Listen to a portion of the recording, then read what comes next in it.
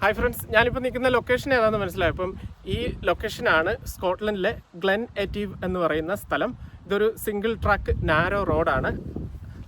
ഇവിടെയാണ് നമ്മുടെ block buster ചലച്ചിത്രമായ സ്കൈഫോളിലെ ഏറ്റവും മനോഹരമായ ആ ഒരു ഐക്കോണിക് സീൻ ഷൂട്ട് ചെയ്തത്.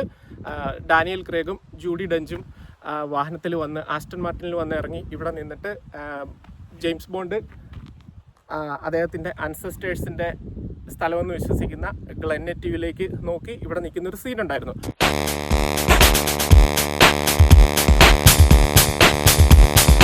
ആ സീൻ ഷൂട്ട് ചെയ്ത ലൊക്കേഷനാണിത്. ഇത് ഭയങ്കര പോപ്പുലറാണ്. നിങ്ങൾക്കറിയാം, ഒരുപാട് പേര് സെർച്ച് ചെയ്ത് പല രാജ്യങ്ങളിൽ നിന്ന് വന്ന് ആൾക്കാർ ഇവിടെ വന്നിട്ട് വാഹനം ഇവിടെ നിർത്തി ഒരു ഫോട്ടോ എടുക്കാനും വീഡിയോ എടുക്കാനൊക്കെ ആയിട്ട് വന്നിട്ടുണ്ട്.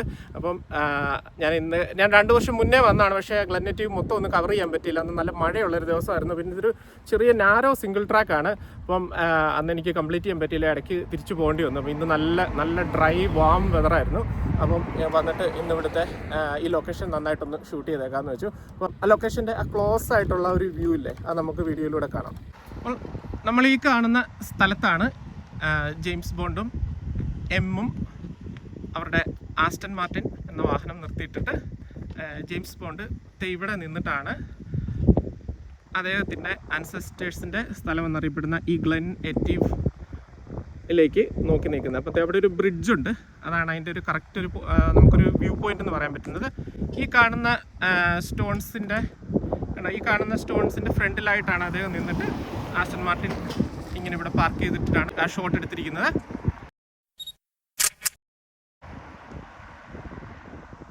അപ്പോൾ ഇത് നമുക്ക് ഇതിൻ്റെ ഒരു റെഫറൻസ് പോയിന്റ് നമുക്കിത് ഈ ബ്രിഡ്ജിനെ വിളിക്കാം. ഇങ്ങോട്ട് വരുമ്പോഴത്തേക്കും ഈ സ്ഥലങ്ങളെല്ലാം ഒരുപോലെ തന്നെ ഇരിക്കുമ്പോൾ നമ്മൾ ആകെപ്പാടെ കൺഫ്യൂസ് ആയി പോകും. ഈ ബ്രിഡ്ജിന്, ഈ കാണുന്ന ബ്രിഡ്ജ് കണ്ടോ, ഇതിനൊരു വിളിപ്പേരുണ്ട്. ഇതിനെ പറയുന്നത് ഡയറക്ടേഴ്സ് ബ്രിഡ്ജ് എന്നാണ്. അപ്പോൾ ആ ഫിലിം ഷൂട്ട് ചെയ്ത സമയത്ത് ആ ഡയറക്ടർ അവിടെ ക്യാമറ സെറ്റ് ചെയ്തിട്ടാണ് കുറച്ച് ഷൂട്ടിംഗ് ഒക്കെ ചെയ്തത്. അതുപോലെ നിങ്ങളിത് ഈ കാണുന്ന ആ ഒരു മരം കണ്ടോ. അപ്പോൾ ഇത് നമ്മളിപ്പോൾ ഒരു വിൻ്റർ ടൈമിലോ അല്ലെങ്കിൽ ഓട്ടം സീസണിലൊക്കെ ഈ മരത്തിൻ്റെ അപ്പിയറൻസ് നന്നായിട്ട് മാറിയൊരു എന്താ പറയുന്ന ഒരു ബ്രൗണിഷ് കളറായിരിക്കും. അപ്പം ആ ഫിലിമിലെ ഒരു ഫോട്ടോ നിങ്ങൾ ശ്രദ്ധിച്ചു കഴിഞ്ഞാൽ, ഒരു സീൻ ശ്രദ്ധിച്ചു കഴിഞ്ഞാൽ കാണാം ഈ മരം ആ സിനിമയിൽ വന്നിട്ടുണ്ടായിരുന്നു. ഇൻസ്റ്റാഗ്രാമിലും ഒക്കെ ഇതിൻ്റെ വീഡിയോസും ഫോട്ടോസൊക്കെ വന്നിട്ടുള്ളതാണ്.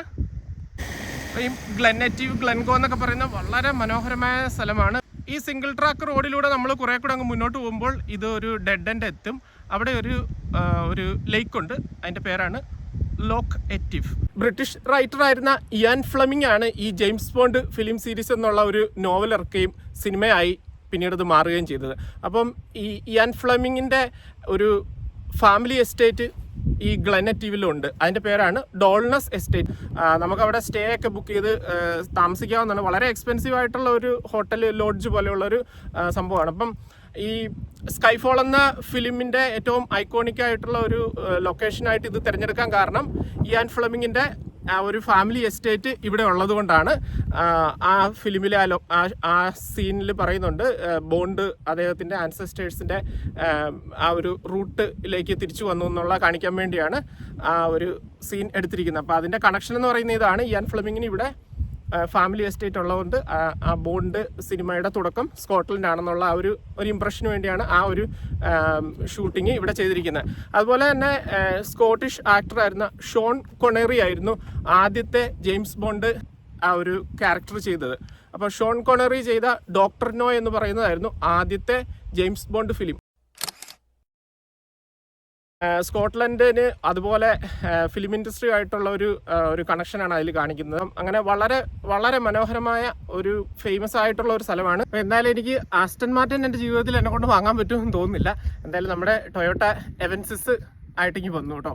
അപ്പം സിംഗിൾ ട്രാക്കിലൂടെയുള്ള ജേർണി നല്ല രസകരമായിട്ടുള്ള ഒരു സംഭവമായിരുന്നു. നല്ല അഡ്വഞ്ചറസ് ആയിട്ടുള്ള ഒരു ജേർണി ആയിട്ടാണ് എനിക്ക് തോന്നിയത്. കാരണം എല്ലാവരുടെയും മനസ്സിലുള്ള ഒരു ആഗ്രഹമാണ് സ്കൈഫോളിൻ്റെ ലൊക്കേഷനിൽ എത്തുക എന്നുള്ളത്. അത് നമ്മൾ വന്ന് അനുഭവിച്ചറിയണം ആ ഒരു ഡ്രൈവ് എന്ന് പറയുന്നത്.